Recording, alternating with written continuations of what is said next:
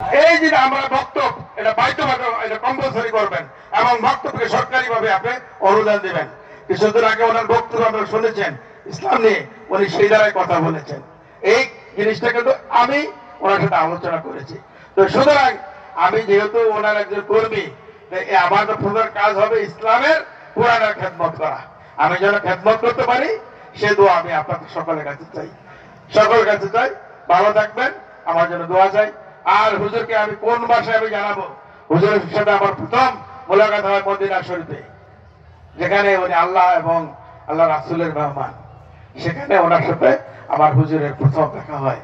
দ্বিতীয় আরেকবার দেখা হয় আমার একটা বই অনুষ্ঠানের উদ্বোধনী অনুষ্ঠানে। এই তৃতীয়বার আমার মতলুর বাড়িতে, যেটা আমি আশা করিনি। আমরা সকলে দোয়া করবো হুজুরের ন্যাক হায়াতের জন্য। উনি যেভাবে ইসলামে খেদমত করে যাচ্ছে, এটা তো আল্লাহ ওনাকে কবুল করে নাই।